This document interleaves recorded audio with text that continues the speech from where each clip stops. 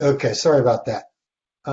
Welcome to the Cincinnati Public Schools Audit Committee meeting as of June 30th, 2021.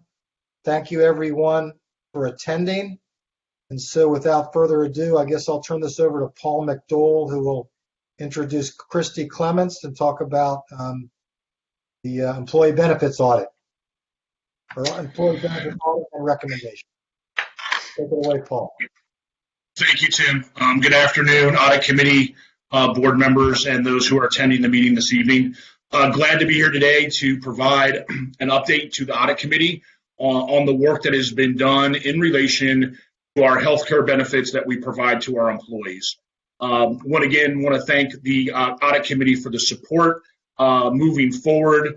We were able to, as you remember, bring in BVK and our friend Christy, and Chris will be on the call this evening, and they have been working with us remotely as we dive through the audit findings and work towards process of improvement related to our healthcare benefits.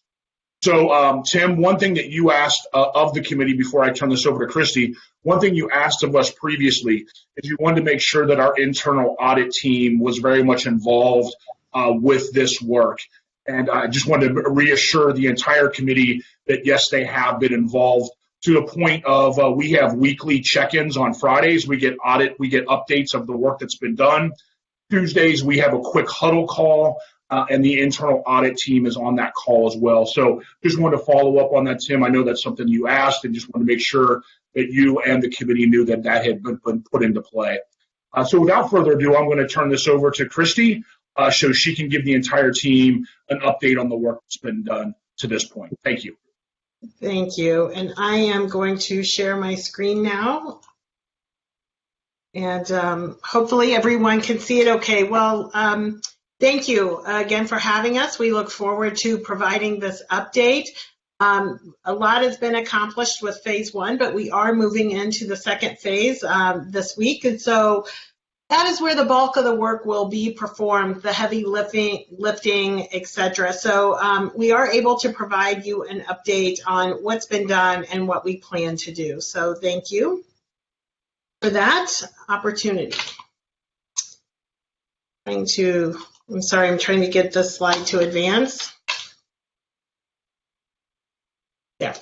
So an update, as you recall, BDO and your internal audit team had conducted a benefits project with an internal audit report that was issued in February 2020. And as you know, we have been asked to expand upon that work that was done by internal audit and whose results were published. We have reviewed that report. Obviously, we have met with internal audit to go into detail and really understand their approach, their focus. We have reviewed internal audit's work. They have provided all of their documentation to us, so we went through that. But really, the overall objectives of our services are really to perform procedures on the processes and internal control systems at Cincinnati Public Schools that they have in place in the areas identified in that report. And that includes the benefits area, but there are other stakeholders, HR and payroll, et cetera, that are impacted and that feed into or receive information from the benefits processes. So using that audit report as a basis, BKD has been looking at for process improvements. We've looked at recommendations that internal audit made, and they're sound recommendations, but we're looking at a holistic way as are there ways to identify root causes that can be corrected by a much larger scale, whether it's operational re-engineering, how the process works, increased utilization of technology, those types of things, and then putting them together in a roadmap. So we have dedicated a project manager to this, and that is Chris, who is on the call today, who will oversee that audit work, and he will coordinate with the implementation on the corrective actions and the proposed solutions as well. So the deliverables for phase one was really just information gathering, define the assessment units, create an inventory of the targeted processes, conduct high-level meetings with the system personnel, document current state processes, and then identify areas for further review or analysis. You'll recall that we split the project into 2 phases. Phase 1 was more high-level and exploratory, and Phase 2 really is where we're going to do the deep dive, and that's actually starting this week. We have meetings scheduled for the end of this week, so we're really looking forward to getting in there and looking at those. In Phase 2, we are really going to apply a holistic view, a bird's eye view. We're going to look at the process, the benefits process within the benefits department, but also identify who their stakeholders are, which we've identified. It's payroll, it's HR, it's your employees, and really understand their perspective and the impact, the inputs and the outputs from each of those stakeholders into this process and how it can be improved. We'll focus on the results of that 2020 internal audit report. We want to get an update on what corrective actions have been put in place to date to address the items identified in that report. And we inquired about that in Phase 1. In Phase 2 is where we're going to start validating that these items will obtain evidence, where items have been, corrective action has been put in place. Our validation procedures will include some testing, both of the design of control as well as effectiveness control where applicable. But we'll really triage our recommendations into short-term, midterm, and long-term recommendations so that you really have a roadmap. And as he mentioned, Paul mentioned, we are having weekly updates with internal audit. We are reaching out to Lauren and Isaac on an as-needed basis, really to get their take on certain things to make sure we're understanding what we're seeing, etc. So really, regarding the audit plan, we're going to determine what hurdles exist to implementation of some of the corrective action plans that internal audit recommended. Where they haven't been implemented yet or it hasn't been started, we really want to understand why that is. Is there a hurdle? What is the hurdle? Is it technology? Is it resources, etc.? We really want to understand what those hurdles are. But we're also going to perform in-depth root cause analysis into the report's findings and really identify where there may be overarching issues. We're really going to be focused on not just internal controls, but streamlining the processes from using and applying a lens of continuous improvement or operational excellence. How do we improve this going forward? Just addressing a control may not be enough. There may be opportunities to remove redundant processes, redundant controls, non-value added steps to reduce the number of manual workarounds or manual calculations, etc. We're going to look for opportunities where technology can be further utilized or increased, and maybe identify where there are opportunities to increase technology and use existing technology. A lot of times we hear from clients, oh, we think we need a new system, etc., but that's not always the case. There may be opportunities to utilize current technology more than is currently being done. So we'll sort out all of those items. We'll look at policy decisions on where new policies may be needed, as well as structural changes. So we're going to look at this from an operational standpoint as well as an internal control standpoint. So this timeline here, this is really our approach to Phase 2 and what it looks like from a timeline perspective. We are going to be focused in July and August on those mission critical items that really, those short-term quick fixes, but also the items that are going to impact your open enrollment, which will be here before you know it. So anything that is related to open enrollment and having that go smoothly is what we're going to be focused on first. And then prior to open enrollment, We're going to identify where there may be opportunities to enhance the use of automation and see if we can get that prioritized. Some of those may be quick fixes, like configuration changes around benefits and making sure that those are tested appropriately and that you have the appropriate timeline and the window of time to apply the correct amount of rigor around testing those configuration changes for new benefits or contract changes, et cetera. And then longer term, as I said, it'll be short term, mid-term, long term, but we're really going to be focused on what we call mission critical items that are necessary for a successful open enrollment season.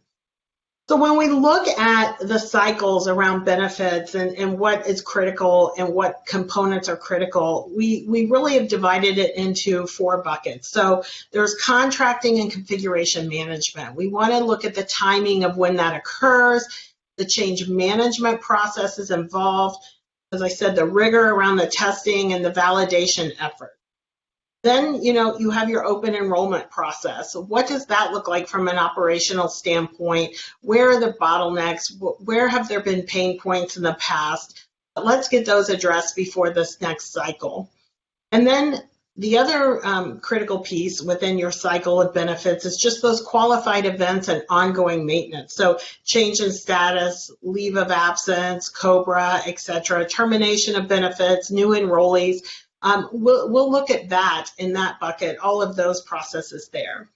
And then information technology is just critical, and it's embedded in every one of those cycles. So we'll be looking at it both holistically, but then looking at it within each cycle to identify where there could be improvements where they can better support the business area in a way that I know they want to.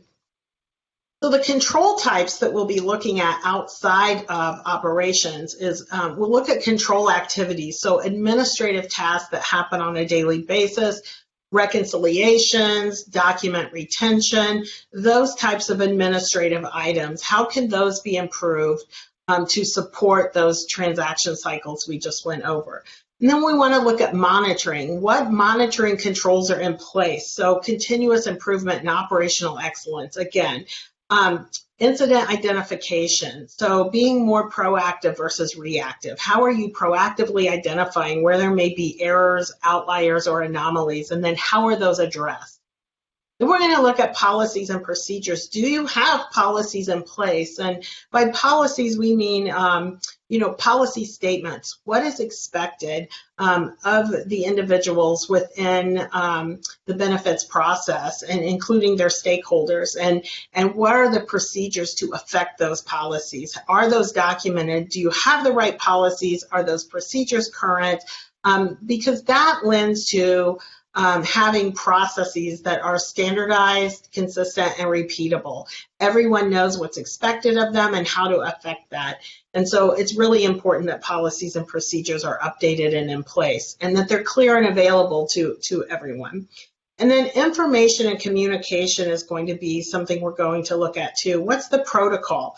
Information should flow up, down, and across the organization, but what's the protocol that's used for information flow between those departments, between the stakeholders, and then within the departments? How is that occurring, and how can it be improved? So really, that is where we stand. I want to leave a few minutes for questions and be able to answer any questions that you may have at this time. Christy, I have a question. What Yes. is your deliverable? What are you delivering to us? You giving us an operations manual? Or are you giving us, what are we going to see? Thank you. So what you will see at the end of phase 2, and it'll be created throughout phase 2, and we've already started it. There is a remediation log that is a project management log that will be in the form of really a Gantt chart. So we'll have a remediation log of all the items that were noted in the report and items that we've noted. We will combine items where they make sense. We'll have recommendations on that, but on that remediation log, it'll have our recommendation, it'll have a name assigned to it of who owns the implementation of the corrective action and the date they plan to have it implemented by. And we are going to project manage that, but Those items in that remediation log then will be put in a project management plan, a detailed plan, a Gantt chart that has dates that we can track, and that'll be the phase 2, that how we update our project plan at that point, and the deliverables that we'll give back to internal audit and Paul and Russ and all of them. So, and then we will have also a report to support that around recommendations that we think that maybe are higher level themes that we've seen, organizational changes, that re-engineering of processes that may be necessary. We will outline all of that in a report based on best practices of what we've seen. Are you going to give us a manual that we can give to our benefits employees, telling them how to do their job or what they're supposed to do? Well, no, that will be, so that is probably a task that will be on the list, but that is really up to them to create. But if that is something that, so we're overseeing the corrective actions, providing guidance where needed, but if that is something that is necessary because they have resource constraints or something like that, that is something we do, and that is something we can add on to the engagement. We are overseeing the corrective actions and helping coordinate it and providing expertise where needed. Okay, so do we have a manual now, you guys? I don't know. I mean, the people that go into the benefits department, do they get given a booklet or a checklist or something like that? I mean, I don't know the answer to that question. So what we have seen from just our initial discussions, there is documentation. Some of it is out of date. Some of it is, as I said, not current. We do see that there are opportunities to improve that documentation. And to be honest, it is not unusual to have out-of-date policies and procedures. It is usually a task that falls to the end of everyone's to-do list, but they are so critical in training and onboarding new employees, et cetera, and ensuring consistency. So really, we will provide guidance around what policies and procedures should be updated, create an inventory of what is currently in place and where there are gaps in that. That will go on our remediation log. And then there may be opportunities to provide some training for people. When you have policies and procedures that are current and well documented, cross-training is so much easier. So when you have attrition, which we're seeing a lot of right now across all industries, it's easier for someone to fill into that role. Okay, I think that's the end game. We have to tell these people what they're supposed to do. That's right. And my guess is they're out of date, or they, we sort of have common law, if you will. This is how we've always done it, but it's really not documented that way. So, and that's correct. Will be included in that. So that's correct. Yes. Somebody should be in charge of, putting this together at the end of the BKD engagement. And well, we're going to hopefully help them during the engagement start working on it so they have a roadmap. What policies are there? Where are there gaps? What policies need to be created? When you don't have policies and procedures, you're right. Employees want to do, I believe, inherently want to do the right thing, but when they don't have guidance or a desk manual or policies or procedures that are current, they're left to their own decision making, and that's where the inconsistencies occur, and that's where the risk of error increases. Okay. Anybody else have any questions for Christy? Yes. Do you have a question? Yeah. Yeah, I just, maybe she just answered it. What do we believe, do we know enough yet to know what the root causes of these issues or problems were? What we know at this point, just from our high-level assessment in the first phase, we looked at the calendar of the cycle. What happens in a calendar year? When do the cycles happen? We do believe, just initially, there may be opportunities for improvement in how that cycle occurs so that they are more prepared and ready for open enrollment, for maintenance items, et cetera. But really what it comes down to, I think, is just training, not understanding maybe how to use the system, not using the system to its full capacity. But we really, I mean, these deep dives, that is where we're going to be walking through these cycles in minute detail and really understanding how the system's being used, how everyone is doing their role, and then comparing that. And so we'll have a better idea after phase 2 for sure. Soon after we start these deep dive meetings, it'll start becoming apparent. Thank you. Mm-hmm. Any other questions for Christy? Okay, thank you very much for attending the meeting and for giving us an update. And Dan Hoying is next in terms of talking about our insurance coverage. Thank you so much. Dan, are you there?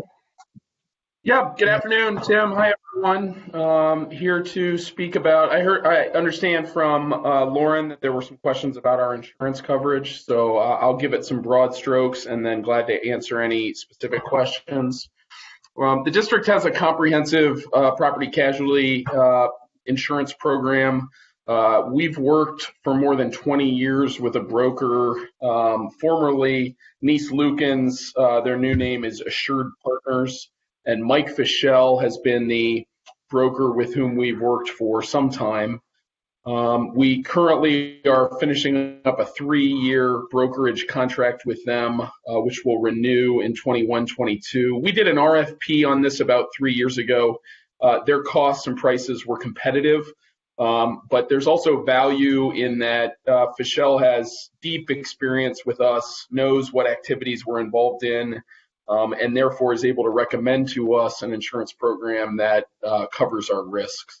So we will make sure that we continue having a competitive brokerage program, cost-wise, but there is some value there that they bring with the experience they have. In terms of our major policies, again, we've got about probably close to 8 or 10 different insurance policies that are covering the broad array of activities that take place in the district. But our major policies are auto.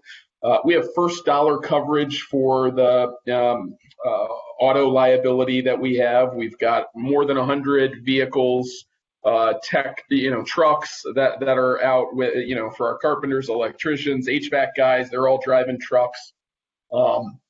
And so our auto coverage is first dollar coverage. It's $1 million with Hudson, and then goes up and is also covered under our excess policy with a cap at $10 million. For your knowledge, obviously we have some exposure with student and pupil transportation, but each of our transportation contracts with First Student and the others, Metro, all require the vendors to maintain a comprehensive insurance program that we keep track of every year. So in addition to our own liability coverage, they're indemnifying us and carrying significant insurance coverage for our pupil transportation. In terms of property coverage, again, a comprehensive property liability insurance program. We've got a $250,000 deductible on that. So most, minor damage to property is going to be on our own, self-insured. Anything over $250,000 is covered with a $5 million limit on property. General liability, we have, again, a comprehensive program through Hudson. That's through the Euclid Public Sector Group. $500,000 deductible, a $5 million limit with Hudson, and then that goes up to $10 million coverage on liability with our excess coverage. Our excess is with Munich Re. I understand there was a question specifically with this group. It would make sense, a question about whether crime is covered. The actual theft and fraud is frequently excluded from a commercial general liability policy. And so we have a separate crime policy, 3-year policy that renewed in April 2020, average $10,000 deductible that covers employee theft, forgery, alteration, any kind of inside the premises theft, computer fraud, funds transfer fraud, money order and counterfeit money. So we've got coverage there. One program that let me start by saying, while I think our program is still comprehensive, it is much more costly for us. The insurance market, property casualty insurance market, has been very high increases in premium costs over the last really 3 years. I've got a chart. I'm not sure if I can bring this up or not. Let me just show you what our costs have, or the increase to our costs over the last 3 years here. Hopefully you can see this. So from in 2016, 17, 2017, 18, we had very stable increases for our insurance costs. Very easy to budget for.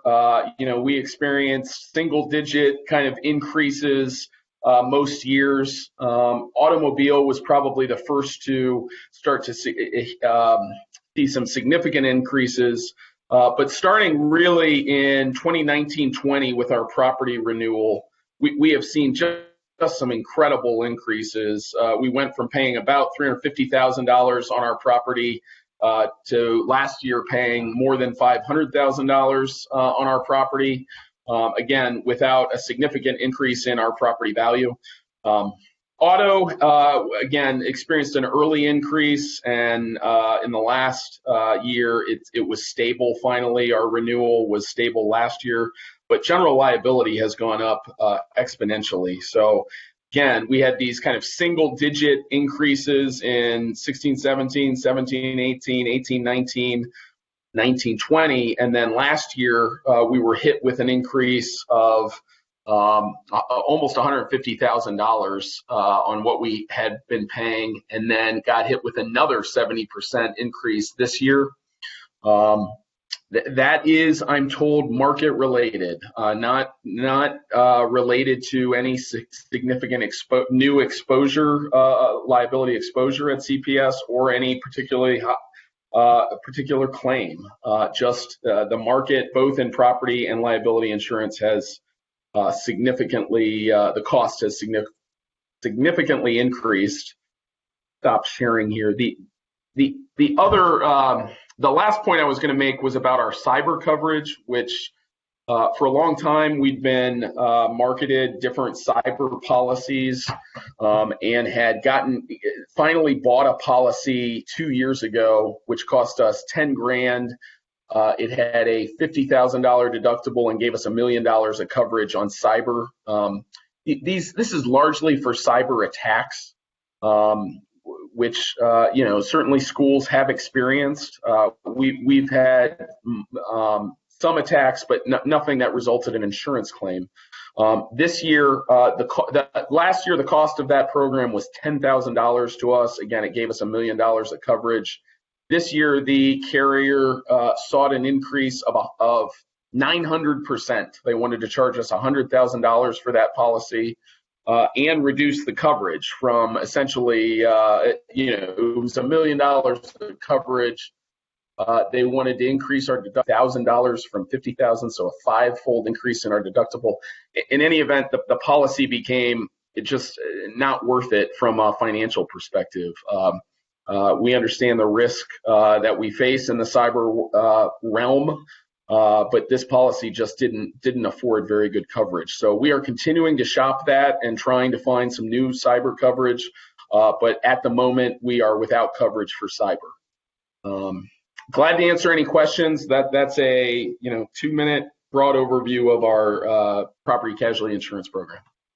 Hey, Dan, we had that issue on the west side where that child killed himself. Was that an insurable event?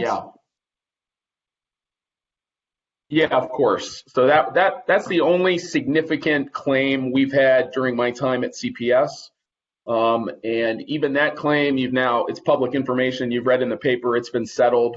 That claim settled for right at $3 million. CPS's share of that was $2.5 million. That was fully covered by our insurance. We had already exceeded our self-insured retention deductible through attorney's fees in that case. So that was fully covered. Again, it seems to me like there's some correlation between our significant increases in insurance costs and that event. But I'll say we really don't think that's related. And the reason we've experienced almost the same increases in our property coverage. And obviously that claim had nothing to do with property claims. So Fiscal does not believe that that's, again, really our only significant claim in the last 10 years in terms of our claims history. So we don't think that's responsible, but obviously, that does appear on our claims history. Right, okay. Great update, Dan. Do any audit committee members have any questions for Dan?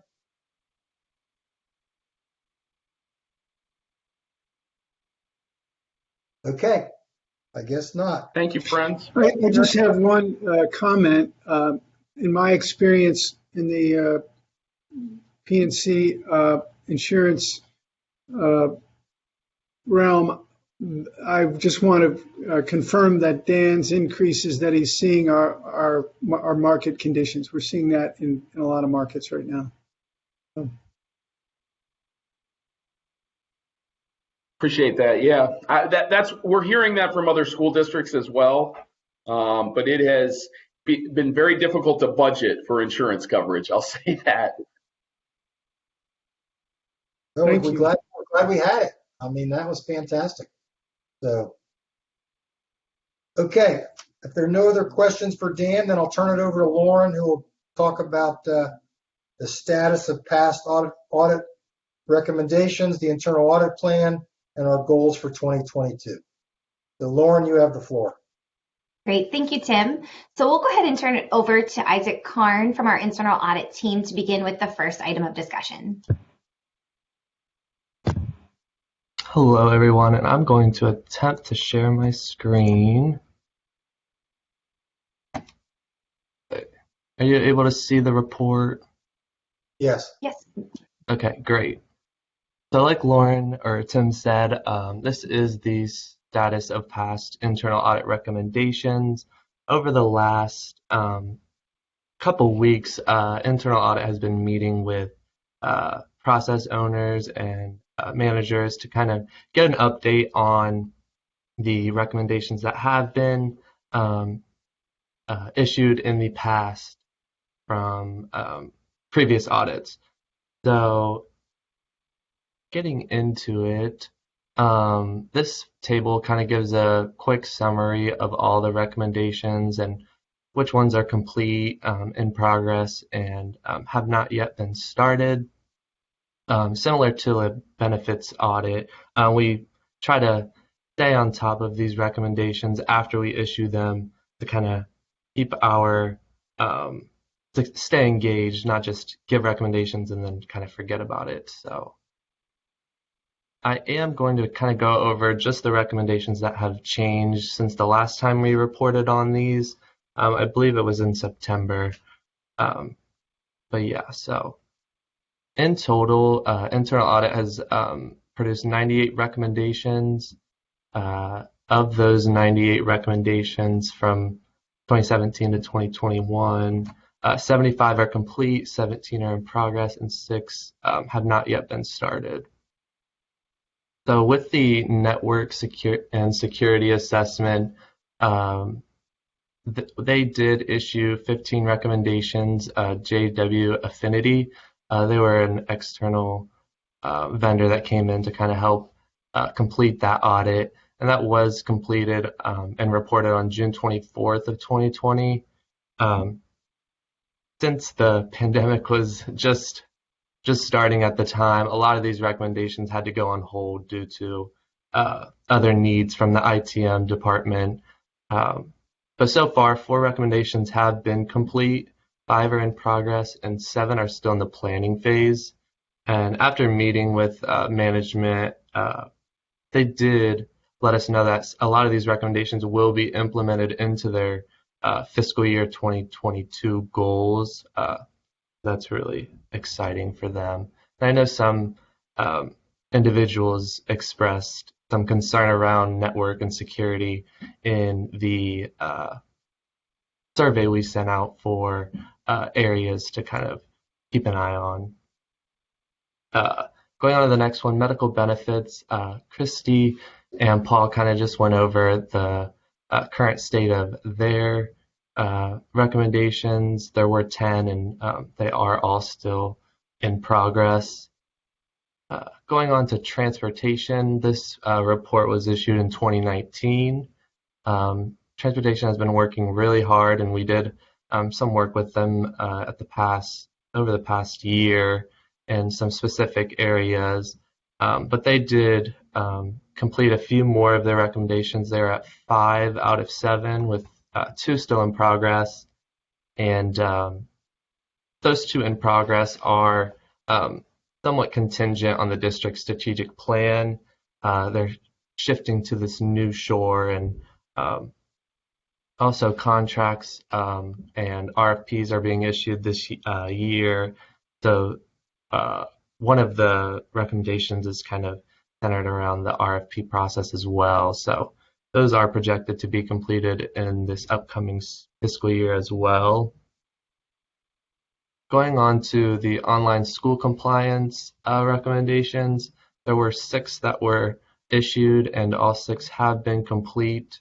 We did meet with Eric Rosier, the principal at Cincinnati Digital Academy and Virtual High School, and the 2 outstanding have been complete. We also had Dr. Carrie Bunger come in and present to the audit committee in October, which addressed some of these compliance and regulation issues with remote learning. So those 2 recommendations are also kind of ongoing and will be kind of continuous improvement. Going into the last update here, it's around the procurement card process. This was issued in 2018.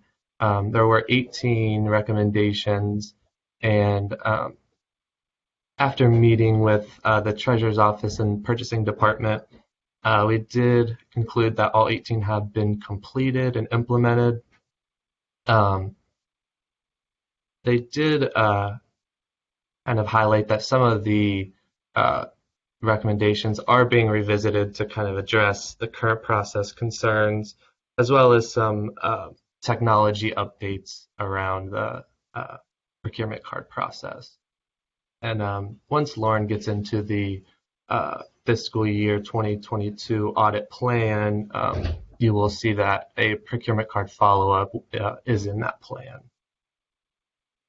So these, the following projects right here, as reported at the last update, I believe it was in September, nothing has changed, and they are all completed and implemented, the recommendations. Isaac, what does completed mean? Completed for recommendations, we actually get this a lot. I like to define it as if we were to come back in and perform the same test that resulted in that recommendation, would we see a change in the results? Is there evidence to kind of prove that that recommendation has been implemented? Some of the recommendations will never be perfect, such as implementing something to get to 100% accuracy. That will never be, that's not logical. So, but if it's at 70% when we test it, we want to see that increase in accuracy if we come back in and kind of retest. You say if it's complete, you've done this after the fact testing? No, we have not done the after the fact testing. This is based off of management's response. So we leave it up to them to let us know if a recommendation has been complete or not. And then once the recommendations have been complete, that's when we come back in and do the follow-up audit to make sure that things actually have been completed. So have we done that in some of these? Is that how Yes, something gets more complete? You go back in and make sure yeah. that you don't. So there's a charter funding follow-up test that has been done. We are going into the procurement card process and redoing their audit tests, and then a lot of the recommendations, I'm actually going to be getting into them here in a little bit. A lot of them are based on completion.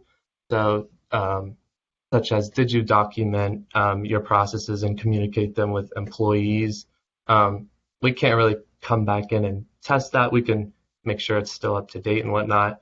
So a lot of these are not, well, some are. It wouldn't be logical for us to come back in and test. But the payroll recommendations are being implemented into our continuous auditing work that we're doing. The SunGuard conversion was just around implementing the new Business Plus process, I believe. That was before I got here. But yes, we are continuously kind of implementing this follow-up work into our audit plan. Okay, thank you. You're welcome. Anybody have any questions for Isaac on the past internal audit recommendations?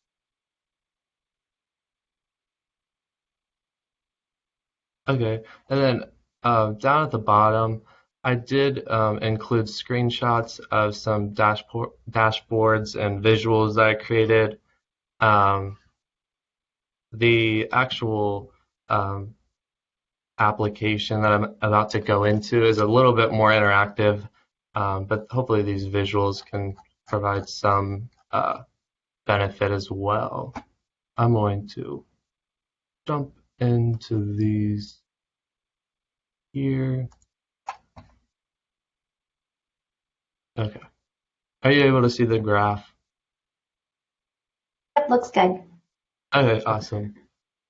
So internal audit received a request from our survey to somehow summarize the impactful results from the years that Lauren has been here at CPS.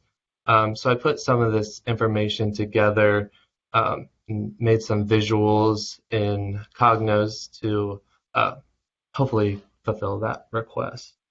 And Next so, page. what was that?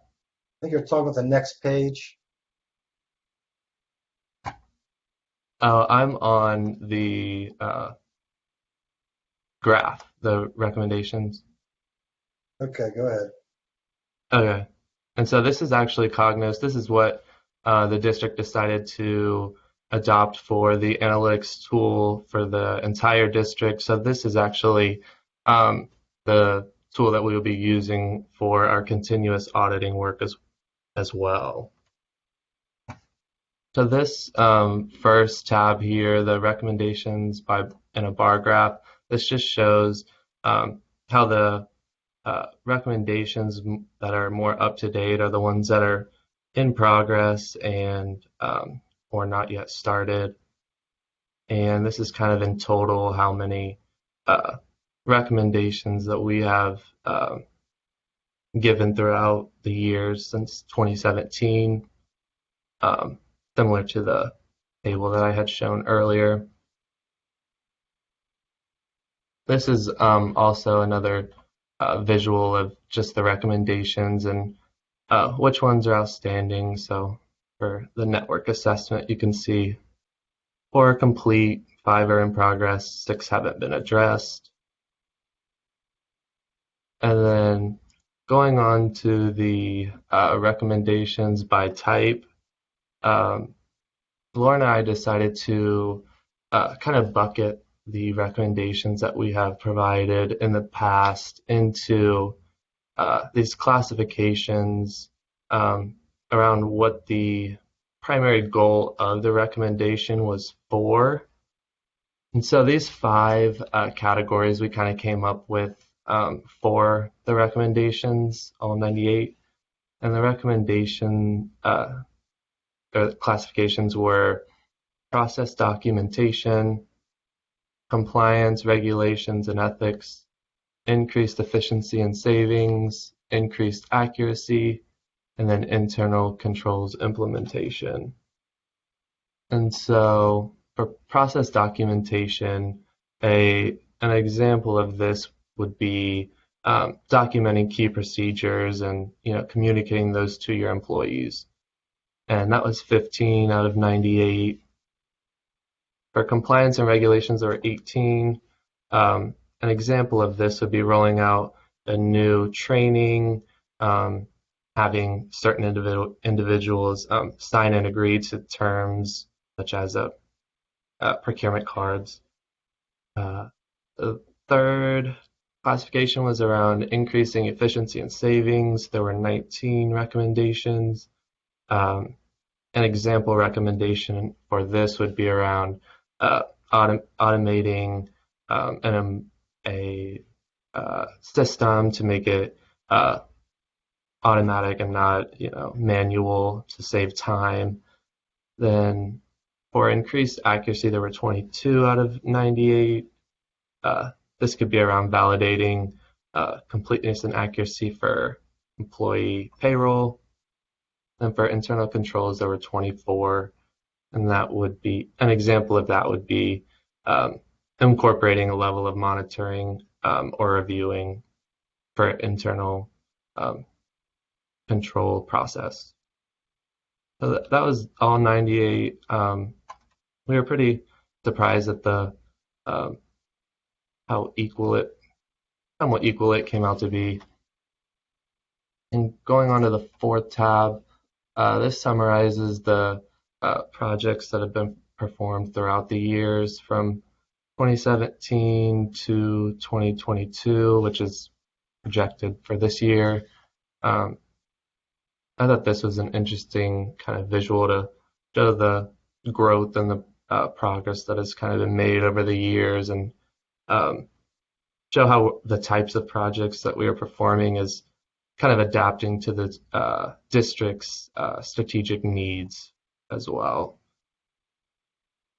And going on to the last tab, we also have been really trying to incorporate some type of savings tracking into our audit work. And so from the charter funding audit that was performed in 2017, there was a reconciliation recommendation for charter funding flags, and luckily Connie Solano and her team actually already tracks this, and so she was able to provide us this, and that recommendation resulted in creating a new position. I believe that's specifically for this reason. And so these visuals kind of show the dollar amount that has been saved throughout the last 3 or 4 years, with quite a bit being saved here in 2021 fiscal year. And there were 303 students that were flagged and captured, and it's kind of a tedious process in calculating exactly how this happens, but they are estimating that $4 million has been saved from capturing these flag students in our charter funding data. That was all that I had. Were there any questions?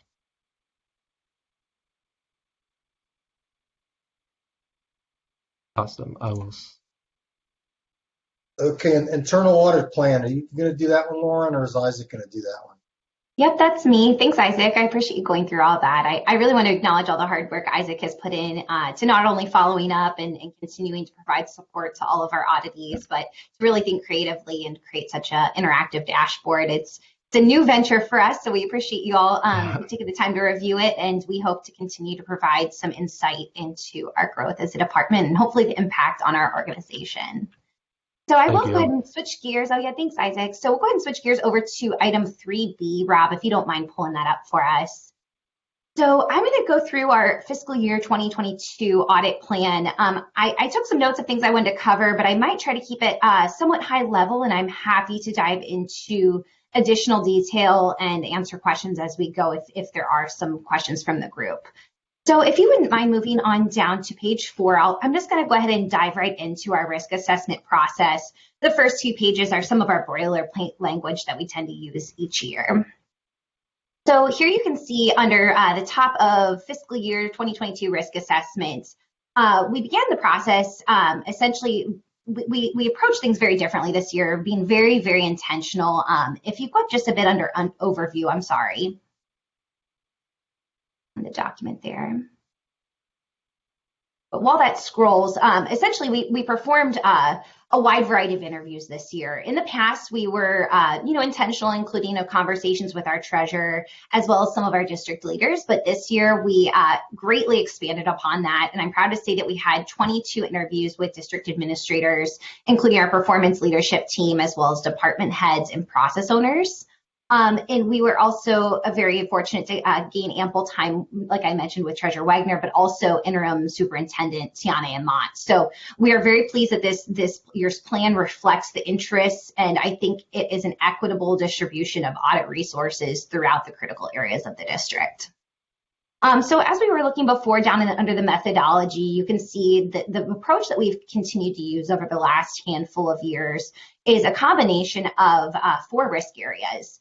So we use the word risk, but often you could consider this materiality of sorts. But we consider the financial aspects, the audit aspects, the functional risks, as well as the entity level risks. And so if you're interested in seeing the specifics behind what we look for in some of the scoping that results in each of the risk ratings, it's included in the last 2 pages of the document under Appendix 1. I won't spend too much time going through that today, but it is there for reference if you're interested in taking a look. So moving on down to page 5, again, I'm just going to kind of move briskly through the conversation today and then spend a little more time discussing the actual projects. But once we complete a rather involved risk assessment process over our 122 budget units, for reference sake, budget units refer to each aspect that controls the budget. So that includes all of our district departments as well as school buildings, resulting in 122 auditable areas in our context. So through the risk assessment process, we apply a weighted score, and you can see here we've summarized the top 10 areas of the highest total weighted scores. So essentially what we do is we try to not only look at this from an audit risk perspective, but also try to align our projects with the strategic direction of the district, because we want to ensure that if the district is pushing this way, we're not over here in left field. We are continuing to move forward and progress the most critical work of our organization. So we'll go ahead and move down onto pages 6, 7, and 8. So beginning on page 6, you will see an overview of our advisory projects. So of course, over the past few years, we've expanded in this area. It was kind of alluded to or shown and highlighted through the dashboard that Isaac just presented. We saw a significant shift over the last handful of years from going from essentially 100% assurance-based audit plan to a really, evenly distributed plan between advisory, assurance, and follow-up. But for those who may not be as familiar, advisory, as a quick reminder, are projects in which internal audit supports the work of management. The projects are management-led, and they do not result in a formal audit report, where our assurance projects do result in formal reports. So that's kind of a differentiator there. So in terms of the projects we'll be focusing on this year, you can see the ESSER funds. Those are more commonly referred to and known as the pandemic and COVID relief funding. They've come through the 3 various acts that are outlined here in this paragraph. And essentially, our goal is to partner with the Treasurer's Office grants team to perform some transactional testing on the actual expenditures to ensure that they align with the allowable expenditures for each of the programs. The Treasurer's Office does a fantastic job providing oversight and guidance and coaching and every control in the setup of these funds. But we thought there could be an opportunity for us to kind of go in and do some transaction testing to give our management and leadership good reassurance that we are, in fact, seeing the results that we intended to see. So the next project here was the BKD and CPS benefits consulting project. I think we've touched on that plenty today, but we did include it here formally. And the next area and the final of the advisory work that we'll be doing is the district strategic plan support. So this area is actually comprised of 3 sub-projects. We kind of bucket it all together because each of these projects directly align with one of the goals from the district strategic plan. That plan, you may recall, was released in 2019, and that is the cornerstone and foundation of the work of the district. So again, like I mentioned earlier, the reason we want to align is to ensure that we are progressing the most critical causes. So the first project that you'll see, actually the first 2 relate to the goal of optimized capabilities. And the first one is a cash minimization project that will be led by the accounts receivable team in the treasurer's office. And we have talked about cash handling in the past, but really I think the goal and strategy at this point is to minimize the cash that changes hands and the cash that is on district property to hopefully minimize the risk associated. And the goal and thought behind that is to implement additional technological forms of payment and credit card payment. So that work will be led by AR, but we are excited to support that initiative. The next area would be around contracts management, and this is an area that was suggested through some of the feedback we gained from the audit committee members, so we really appreciate the guidance. And our thought in this area initially was to do some specific audits on individual contracts, but through speaking with the purchasing department, they're kind of working on an overarching strategic goal right now of consolidating similar contracts. And so the impact of this work that we will be supporting would be the consolidation to leverage our organizational buying power.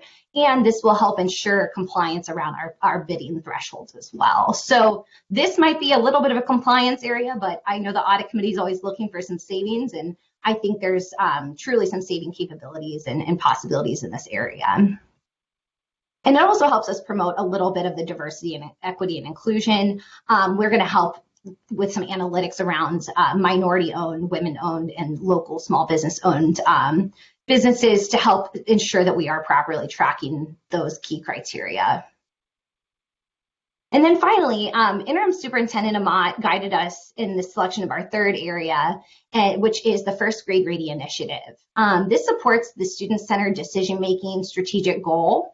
And actually, if you're referring to the documents that we uploaded to the Google folder, document 4B, which is actually Treasurer Wagner's update she presented to the board on this Monday, actually. On page 10, no need to go there now, but just for reference sake, you can see each of the strategic initiatives that and funding initiatives that support the overarching goal. And one of those is actually the First Grade Reading Initiative with a $4.5 million allocation. So I really like that I can see, we are developing as an audit department that we're starting to see some correlations between things that are in our plan and then things that are really critical areas that we're funding in terms of an organization strategy. So this will be a unique opportunity for internal audit. It's getting us a little bit more into the academic side of the house, but I think this is a good learning opportunity, and both Interim Superintendent Amat and myself and Isaac are really excited about this growth opportunity. So that concludes the advisory areas. Moving into assurance. The first project we have listed and included this year is accounts payable. This is an area we've touched on the peripheral over the last few years. And this is actually a request in partnership with our treasurer to help lead some changes in this area about key processes and potential improvements. So this will result in a formal audit report that I think the treasurer's office is looking forward to utilizing as a bit of a roadmap as they continue to improve and expand upon this area. Of course, the next area here is another COVID relation, so to speak. So Treasurer Wagner was helpful in getting us to understand and see a potential risk in the movement of assets this past year. So we had teachers coming and going and bringing different pieces of district equipment to and from home and around various buildings. And so due to all of the movement this year, we are performing some asset inventory counts. And we're actually spinning this into a little bit of a variety of assets. So not just our threshold fixed assets, but even things that are considered assets in our shop inventory. I think there's some inherent risks with those types of inventory items as well. So this will be a wide scale project. The scope may be limited in terms of the number that we count, but I think it'll give us a good basis of understanding as to the risk in this area. And we'll be partnering with our fixed assets specialist in the Treasurer's office, who does a fantastic job tracking assets. And thanks for bearing with me. We're making our way right on through, moving down to data analytics and continuous auditing. I won't go too far into this, as this is a continuation of the work that we have been performing over the last year. The work slowed to some degree because we really wanted to be patient, as we had previously reported, in waiting to the tool that was selected for the district-wide use. So I'm glad that we did. I think we have a nice approach now where we're going to develop some, starting with payroll focus, some analytics that are not only valuable to the internal audit team to measure some of those recommendations that we had previously issued, but also it will provide more real-time feedback and insight to our leadership team and to Treasurer Wagner and her folks, so they can utilize these analytics as well. And then finally, moving into procurement card audit, which will be a follow-up, as Isaac alluded to before. I really would say this area was a tremendous venture for the Treasurer's office and purchasing teams. There were 18 recommendations. It was a highly technical, detailed report, and these teams have just knocked it out of the park. They really have taken on this this project and have implemented and shown great results. And so we're looking forward to coming back and helping this team gain some insight as to what's working well, and they're motivated to look at how things can even be progressed and improved further. So that will result in an audit report, since it is a follow-up, but we are looking forward to seeing some of our past work kind of continue on. So moving on down to the next page, page 9, I won't spend much time, but this does kind of answer the question, Tim, you alluded to before, as to how do we continue the work that we started? Folks report to us through the presentation or the report that Isaac just gave us. That's all self-reported. But how do we as auditors keep track and really gain reassurance that things are working the way that folks say they are and the way that they believe they are? And so you can see the cycle that we go through between our assurance, advisory, and follow-up projects. So looking back, you can kind of see how things have progressed to present. And then we've kind of given a rough estimate based on today's assumptions of where we would think we will go in the next couple of years as well. So just because we come in and look at things once certainly doesn't mean we're finished. And ultimately, the goal of a few years down the road would be that we would have a cyclical audit cycle or process, I should say, because we really want to be monitoring these key areas regularly. And then the final page I'll cover today is the next page around the internal audit development and advancement. So the first section relates to a quality assurance and improvement program. So this is actually alluded to in the internal audit charter, stating we will have one. So since we're still rather new and we're developing, this is going to be an ongoing process. We began this work last year through the development and documentation of our internal audit manual. But this year we are working with professionals. We've continued our partnership with BDO, who actually connected us with their national quality assurance person, who explained to us the types of key controls we need to have in place as an audit department. We don't want to just talk the talk, but we want to walk the walk in terms of if we're asking other departments to document their processes, their controls, and to keep a tight ship, we need to be setting an example and doing so ourselves. But this will be a long-term project, and it actually runs right into this next point around our departmental staffing. We are in process. We've posted our position for our internal audit supervisor. And so this person we're looking for will kind of be a mix of experience. We're looking for someone who does have audit experience, who can bring some additional best practices into our department and help us expand upon that first point there in terms of quality assurance, as well as this plan really is designed for 3 people. So we're excited to pull that person in so we can execute this plan successfully. So that is a high level, quick run. I'm trying to be mindful of everyone's time today of what we have planned for this year. I think, in my opinion, this may be our most robust and diverse plan that we've had to date. But I am really excited because we are focusing in the areas that management is focused on and that our board is focused on. And so I hope that we can provide some direct value and really continue to engage not only the internal audit department, but the audit committee in these critical conversations. So I welcome any questions, input from the audit committee, and ultimately we ask for a formal vote and approval at today's meeting as well. Lauren, have you thought about how you're going to support the Every Child Reads initiative? What exactly you're going to do? I mean, yes, we have. And the quick answer to it is we don't have an exact plan right now. And in the sense that we've met with the director of curriculum and expressed to her, here are the skills that we bring to the table. We are analytically minded. We have the ability to take a look at the plans that you have in place and provide feedback. One thing that we've considered is, they essentially have a certain threshold of readership that they expect at the conclusion of first grade. And how do you accurately track and monitor that? And then also test whether the remediations they're putting in place are being successful. So that's kind of the realm we see ourselves playing in that regard. Is while we won't be touching the academics, there are numerical outputs from that process. And how do we help the management team maneuver through to see data in an accurate and complete way? So you're determining whether or not the initiative is successful. You help measure that, communicate that out to the public. To some degree, and actually more so to inform management, so that way they have reliable numbers, and really just they are heavily loaded on those teams in terms of how busy they are focusing on the academic side. So if we can take the burden of some of that data work, that's, I think, a resource that we really provide that can be valuable. So really it's to inform management of the reality of the data and to take a little bit of that work onto our team. Okay. Does anybody else?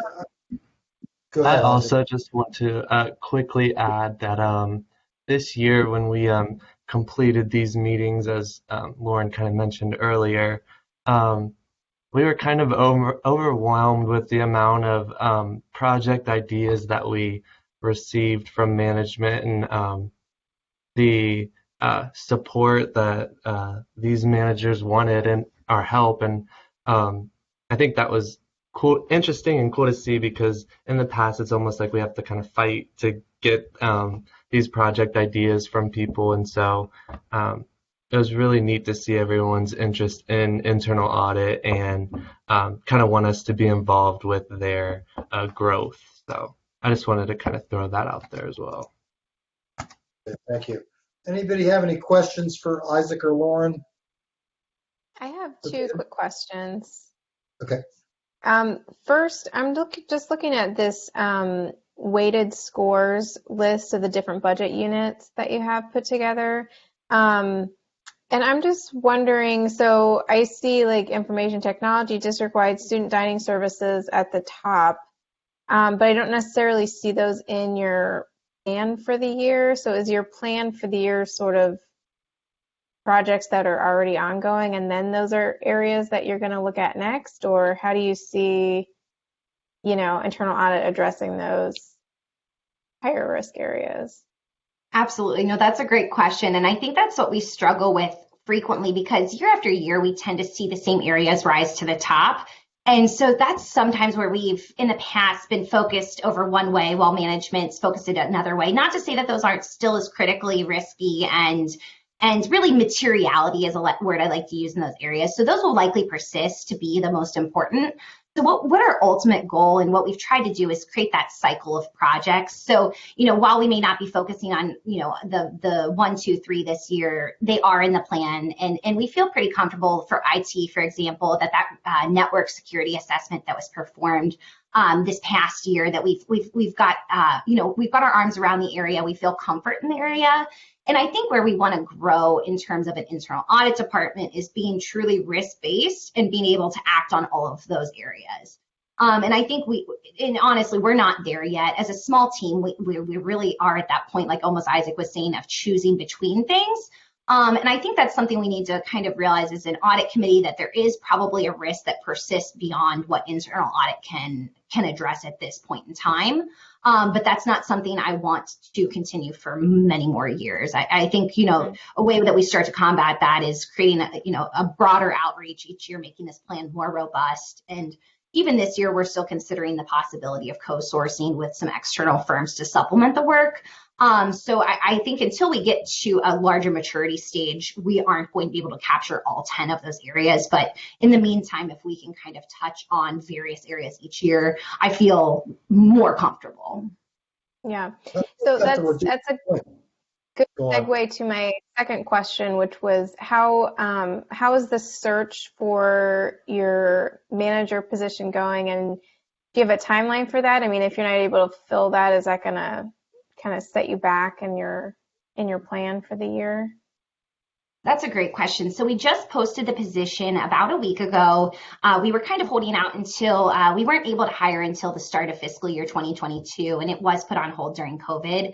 So our hope and excitement is we get a lot of great applicants, but so far we haven't had a lot of applicants. I think the world right now, everyone who's been waiting and looking for a job and those who were posting jobs as employers had all kind of been on hold. And I think there's kind of a market shift right now where there's a lot of people looking, but unfortunately there are a lot of great opportunities out there. So, this is our plea to our networks to encourage your folks, if you have people that you're aware of, please apply, because we really do need the help. But the thing I will say as a caveat to that is Isaac and I have been a strong team as two. So we've been able to accomplish plans in the past that are similarly as robust, but certainly I think it would do our personal lives some good to have a third person. And ultimately that would be a nice goal that we hope to fulfill soon. Okay. Okay. Any other questions? Tim, Thanks, Lee.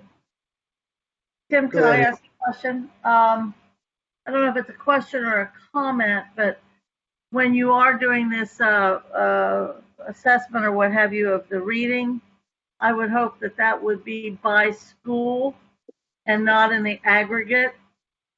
And it needs to be the subgroups that are often part of what we worry about, because that would actually be enlightening. So much of this often is aggregate, and that doesn't help anybody.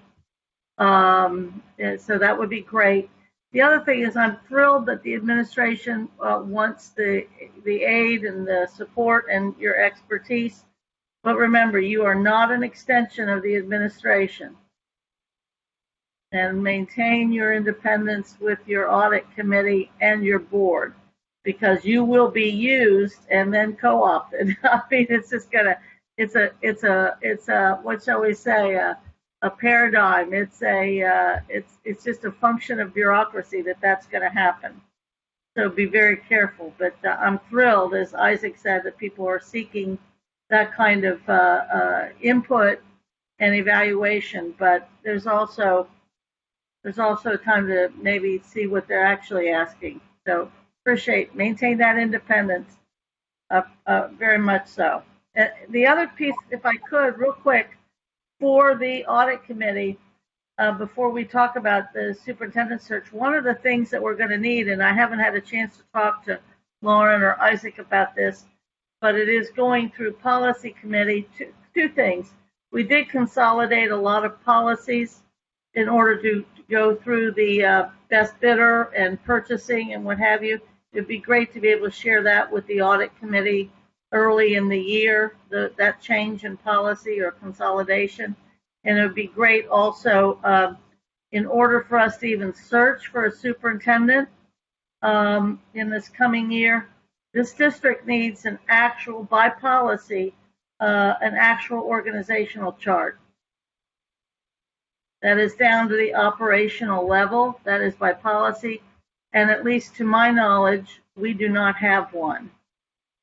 And I would hope that the audit committee can help us facilitate the creation of that, or the evaluation of that, because you can't send out a request for interest unless you can describe how your district is organized. And we have it at the top levels, but we have not seen down to the operational level since I'd say midway through Mrs. Ronan's tenure. Okay, And you thank. guys appreciate that. Any other questions?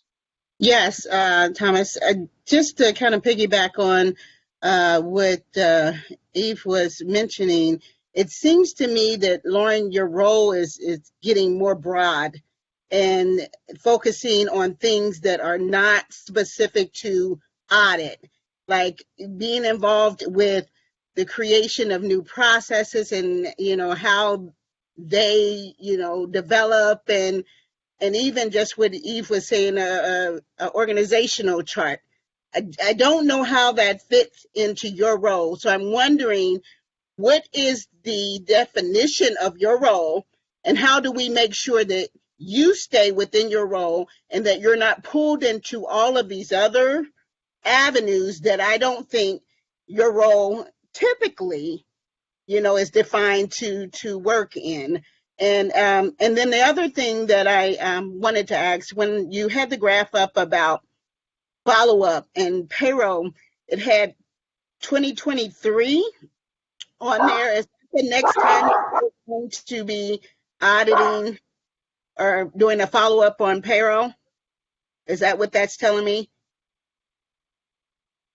So essentially, we are performing we're actually, the key focus of our analytics right now is payroll. So we are, let me slide to that screen over here. So payroll was formally audited in fiscal 2017, and we're planning to do a full reperformance of that audit in fiscal 2023. But we wanted to postpone that until we actually did some analytics in the area, because that allows us to gain additional knowledge and coverage, give feedback to management in an informal basis, and then come back and hit the ground running again. And see, in my opinion, 6 years is way too long. I mean, you should be in payroll every 2 years. We get audited in payroll every single year. And it's at the busiest time of our year. So that might not be realistic for you, but I think because you're being pulled in so many different directions, that your role is going to lose focus on what I think its initial intention is. So it's just my opinion I wanted to call out.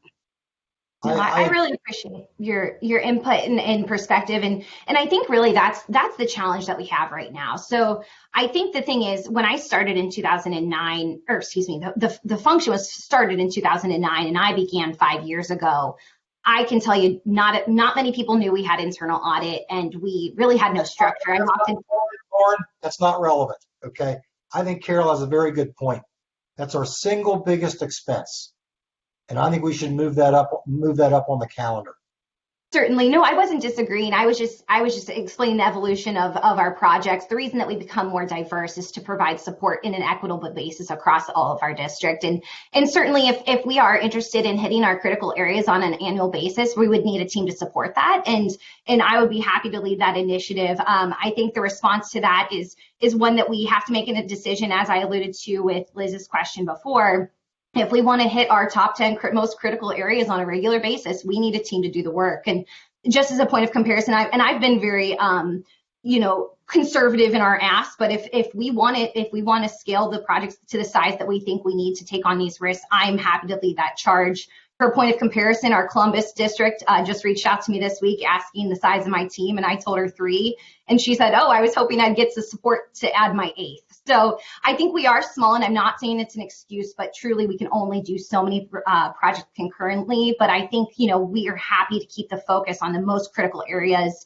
And we tend to lean on our district leadership, our audit committee, and our board to guide us to those most critical areas. So we defer to you all within your expertise, certainly. The question becomes, are you reporting to us, or are you reporting to the administration?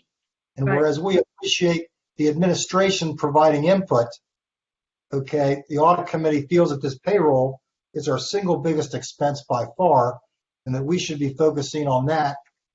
I don't know about this. I think it's great that the superintendents want you to get involved in this first grade reading issue, but I think this payroll is probably more important, frankly. And Certainly, we'd be happy to take that back to the drawing board. I think the last direction we had acted on, just for the reason, and we took the superintendent's direction, is when we reached out to the audit committee for guidance. Our our guidance at the time was ask the superintendent and treasurer where we can support their work. So that's how we got to where we are. Not to say we can't change that. We're happy to alter the project, but that's just the thought process as to how we propose what we propose today. I think we need a list of potential projects, and then we will provide input in terms of what we consider to be most important. Okay. You presented this plan, it's fine. I guess it's now, what is it, June 30th? And so you kick off on this tomorrow? Is that when you...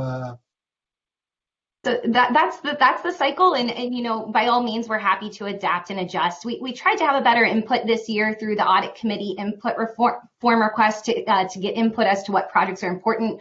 Unfortunately, we only received 2 input submissions, so I think that was the time we were hoping for the input. Certainly not to say we couldn't delay, but that would decrease the audit cycle by a number of months if we were to do so. Lauren, we need multiple choice. We don't need a blank. We don't know. Okay, we need a multiple choice, 10 or 15 options, because we're not there every day. We're here twice a month. Did you want to say something, Jim? Or Yeah. I think I like the idea of multiple choice. I also like the idea that Lauren is willing to adapt, and so I do. The only reminder I want to present is that internal audit has the ability to do something that outside auditors don't do, which is operational auditing. I think ultimately the payback of an investment of an internal audit department really comes in the operational auditing. And so even though Lauren you think she's getting stretched in some other areas, I really like seeing that operational stuff, because that's where you can have some impact and some payback and some things that go out to the public to say, here's some savings, here's some efficiency. But I wouldn't mind seeing a balance between some of the financial needs that payroll needs versus some of the operational stuff. So, but if Lauren's willing to be a little bit, I know we sort of need to approve this today so we don't lose any time, but if Lauren is willing to adapt a little bit, maybe to some of our input as we go along, or, maybe we got to get the multiple choice within the next 15 days or something. Those are my comments, but I think everybody's made great comments. I really appreciate the input on the payroll side, but I didn't want to lose sight of some other things. I mean, I think it's great that we're doing advisory capacity on supporting the district strategic plan support. I'm not exactly sure what that means. Okay.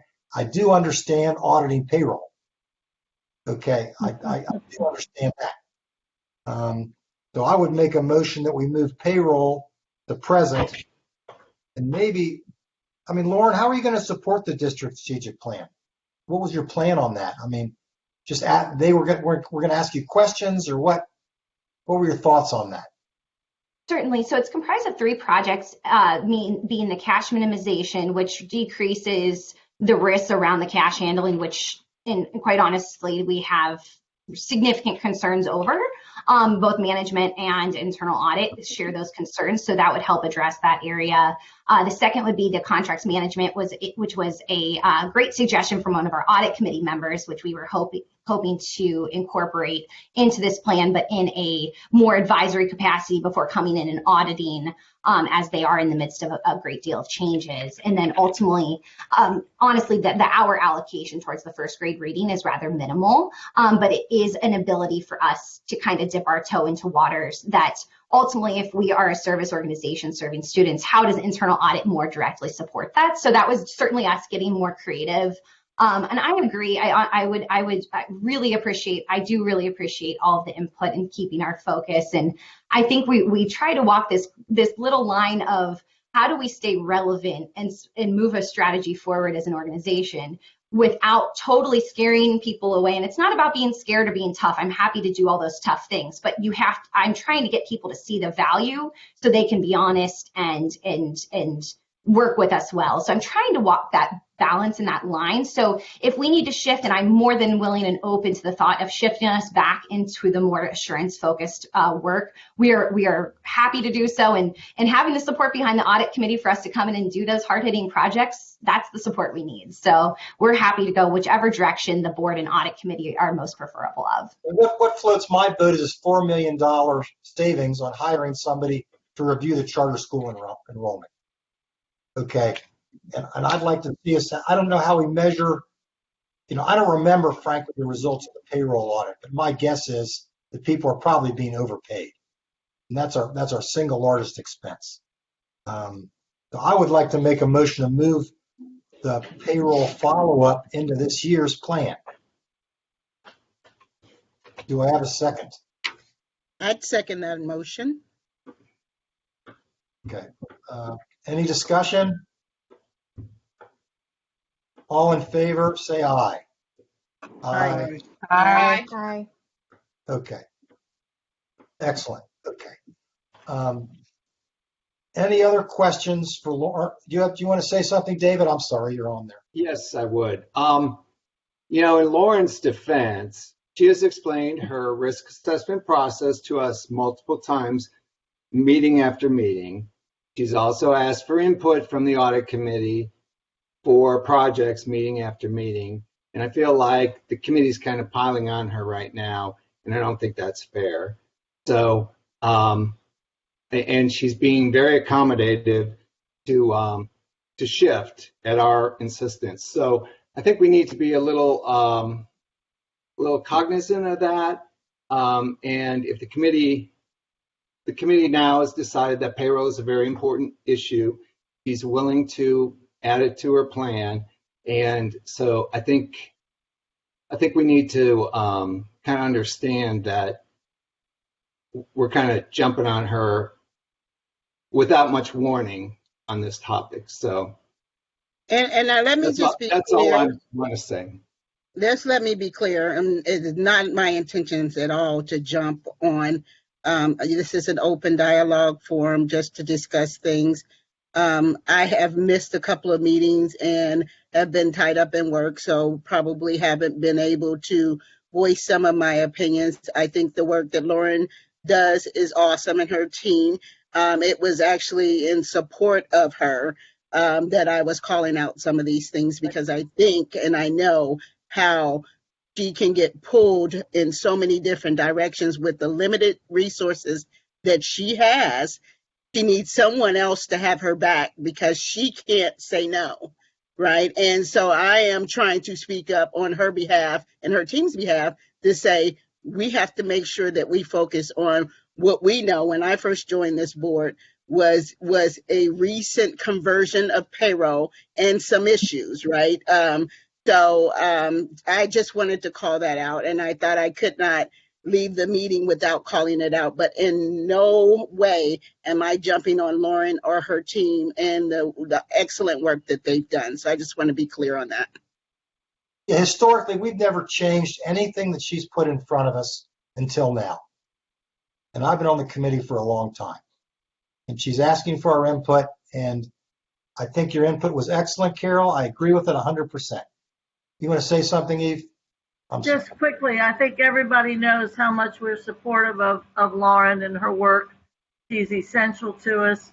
But also, I think a lot of her capacity to do what she does is us having her back and her understanding to whom she reports, which isn't even the board, so to speak, but to you all.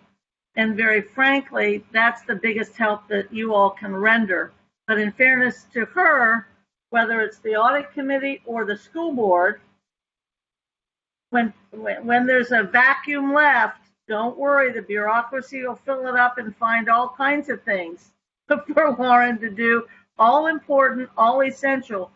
And there is a blurring, and there has been from the get-go, especially when the title got changed, a bit of a confusion about the authority lines.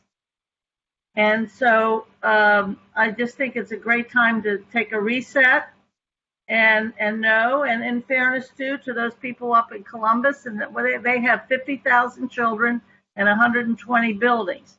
But they've also had so many damn scandals that they probably need more internal auditors. So the work that Isaac and Lauren do is valuable, but she got reaffirmed today as to who she is and where she fits in this crucial work that you all are doing.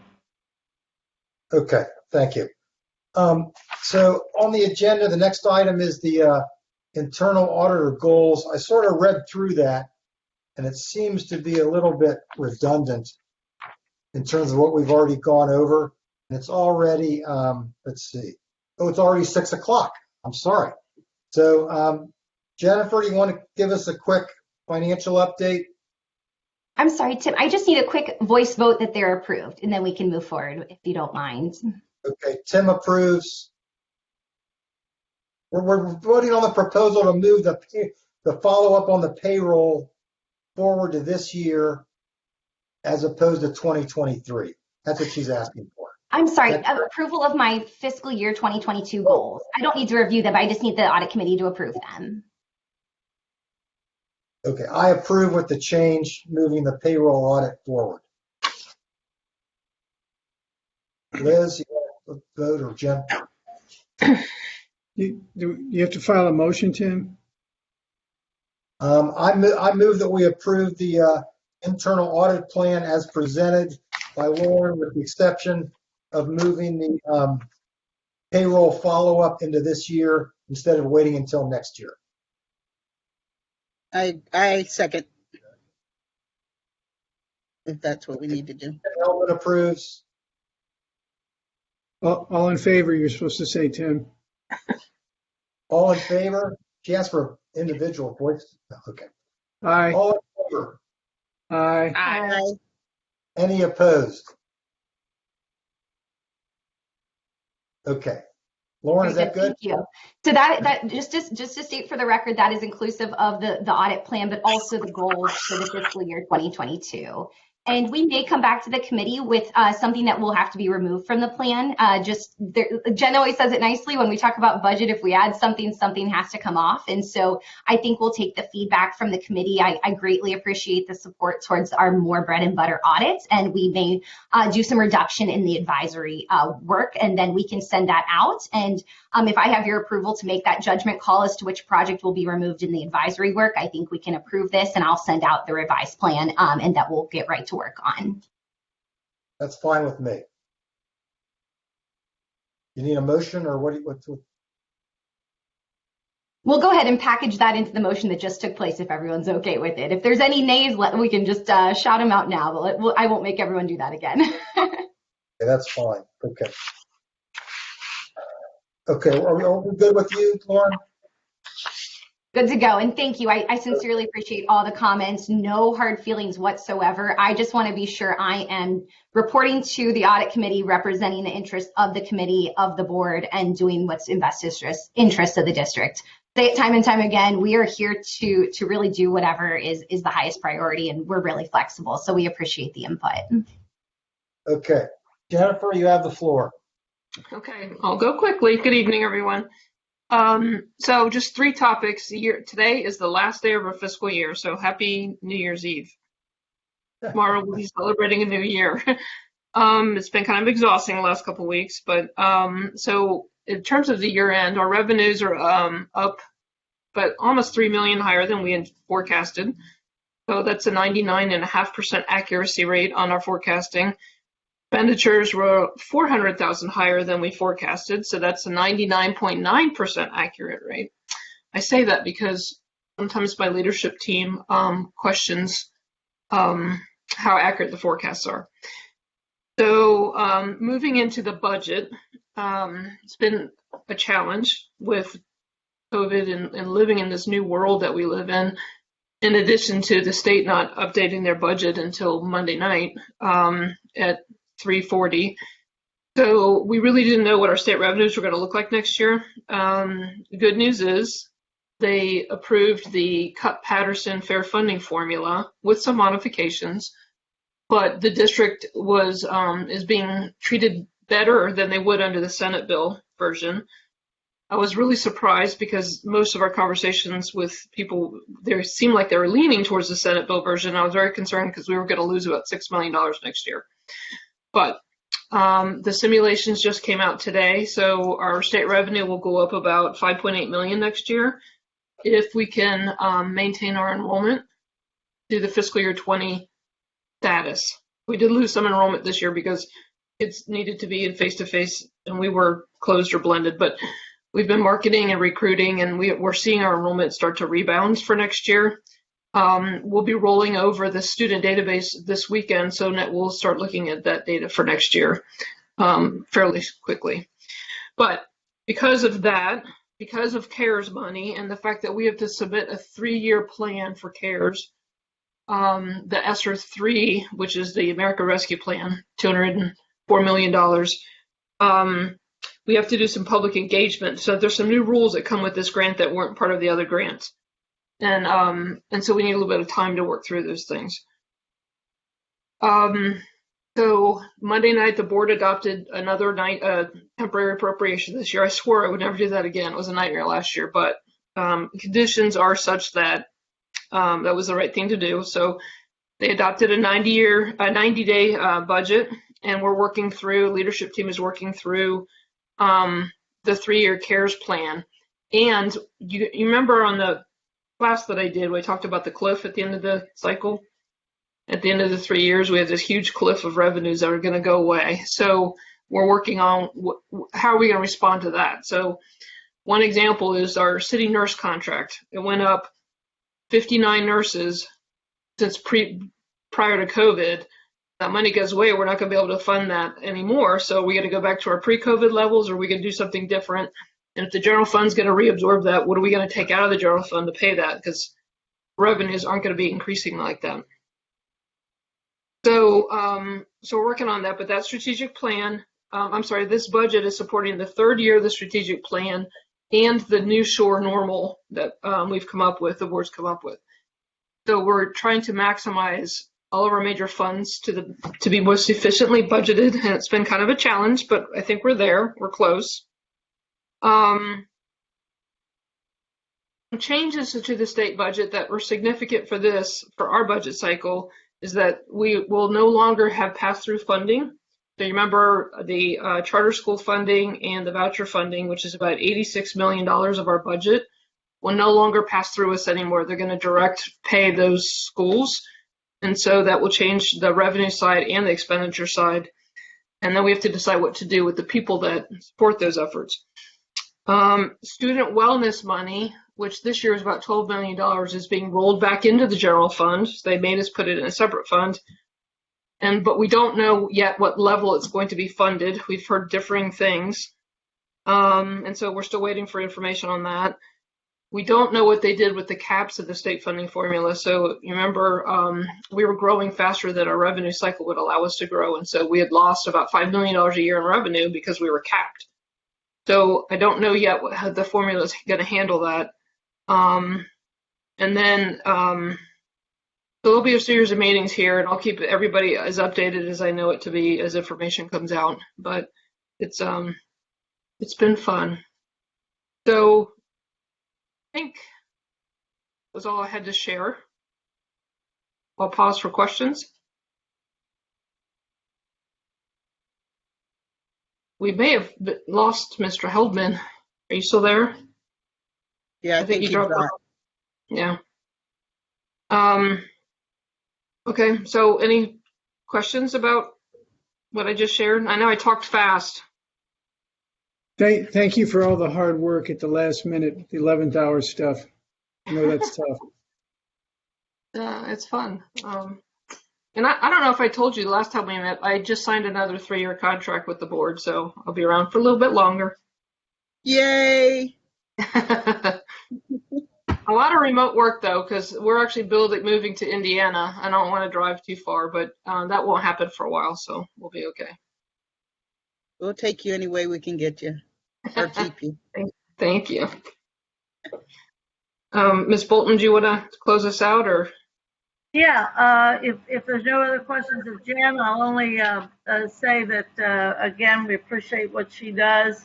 and what she puts up with from multiple parties, internally and externally.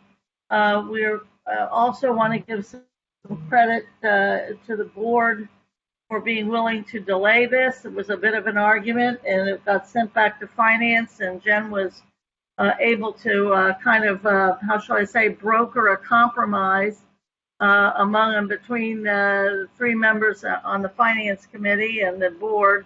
And appreciate too Carolyn Jones, our president, forcing it back into finance to figure out what we were doing and not doing. So good work among all of us.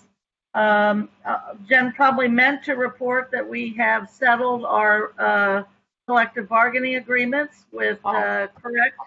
Jen, 5 of our 6. Is that about it? Yep. Or close to it. Mm-hmm. And that's a monumental achievement. And I will say there's some significant changes in all of them, but also recognition that some salary schedules long held need to be reinvented for the new workforce that we have. So things have been, that was one of the priorities left by Superintendent Mitchell that has now been accomplished. So that's great, and that was huge, and we did that Monday night. And I think we still have one remaining, as well as our unrepresented. But the one remaining has how many members compared to the 6,000 people? I mean, it's a couple hundred maybe. Yeah, or less.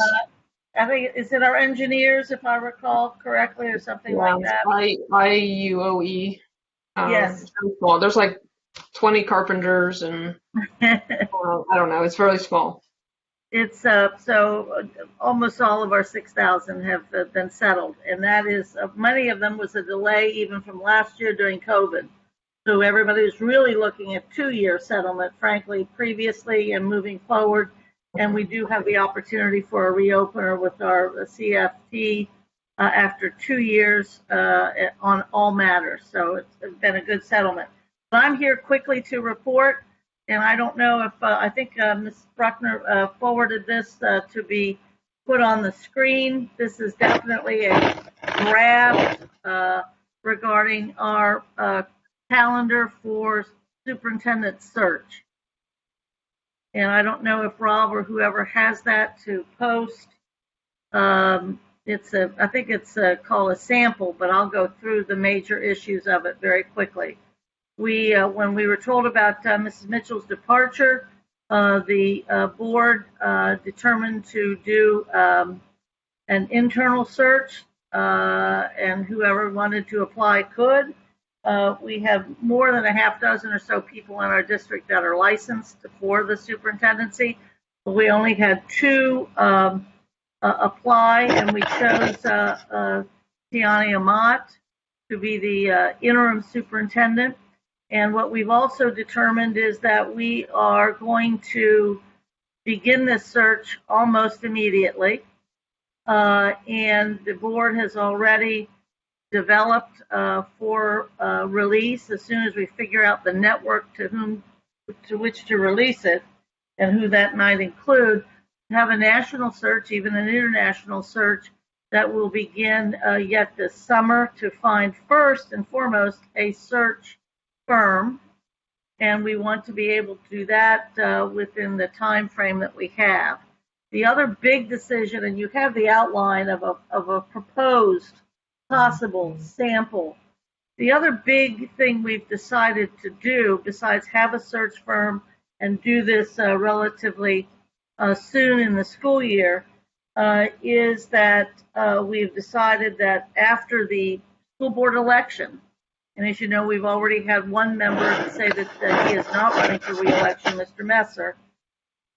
After the school board election on November 2nd, we will be including in some way, shape, or form whoever has been elected as a new school board member. They won't be able to vote unless the vote takes place after the 1st or so of January.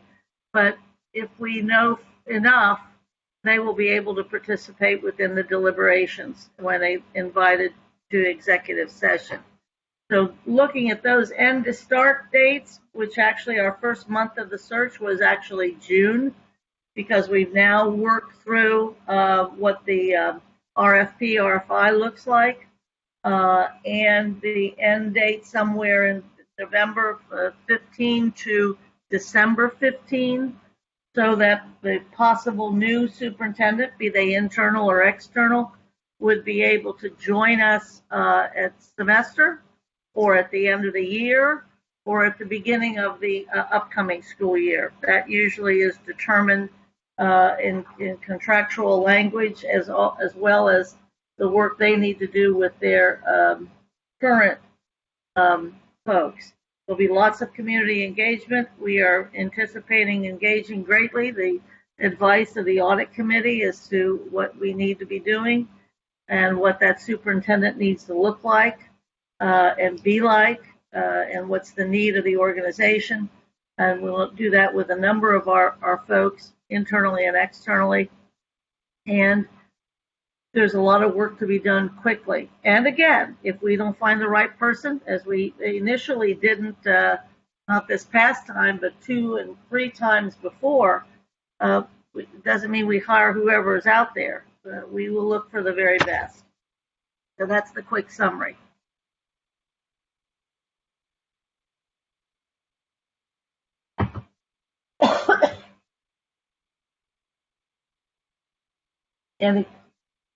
Any questions about the timeline? We will share with you at the next audit meeting the RFP, RFI that has been developed. And if you wanted that beforehand, we could. It's a matter of public record once we determine the network. That is to be going out in July. We hope to have the search firm certainly by August and the first meetings with the search team. We're anticipating the audit committee will also be able to be one of the groups that will be interviewed by the search firm as we develop the district profile and the superintendent profile. So, I got a question. With Laura Mitchell leaving, I'm just kind of curious. I feel like you got a lot of work to do, and it's a little bit of a scramble almost to try to get candidates and get this done. But we do have an interim, which helps buy you some time. But, some organizations, people announce their retirement or they're leaving with a lot of lead time. Do you think we get enough lead time? I mean, I love Laura Mitchell, and I know she had a new opportunity, but is that typical? This, I wouldn't say was atypical or typical. It goes many different ways, especially if somebody is offered another opportunity. We offered the Superintendent Mitchell and gave her a 4-year contract, and she was in the middle of that. This opportunity came. It is true that this is an inopportune time to look for a superintendent. Usually people would like to be starting the thing in January rather than having to start in July, but we also feel that there are people out there, and we're going to hopefully get first dibs, and are working hard to, most importantly, choose the right search firm. The board will be very, very, very involved with the search firm. We've had very bad experiences with search firms. So if you all know of great recruiting firms locally, nationally, regionally, it doesn't have to be about only education, but great executive search firms or search consultants, please submit those names to Lauren Roberts. Hi, Lauren. Didn't know that was happening, did you? But if you would submit those, and I mean anybody, the people that are particularly interested in excellence, diversity, inclusion, and indeed would have the capacity to do what is needed, please submit those, because that's one of the things I'm supposed to say to you today. We want your ideas and nominations about extending the network. We don't just want to use necessarily the people that only do educational searches.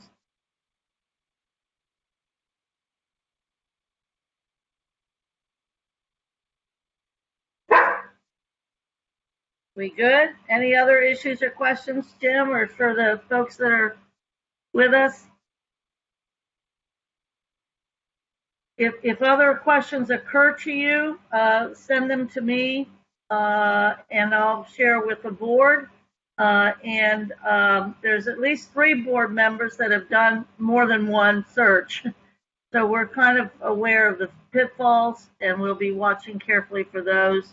And if there's any suggestions regarding recruiters, search firms, executive search, whatever, university searches, Jim, I mean, all these different folks.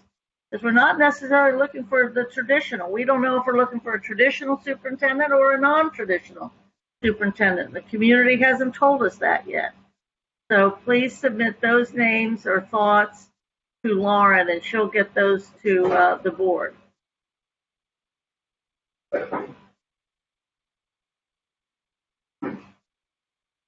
We good? Great. Is there anything else on the agenda, Jim?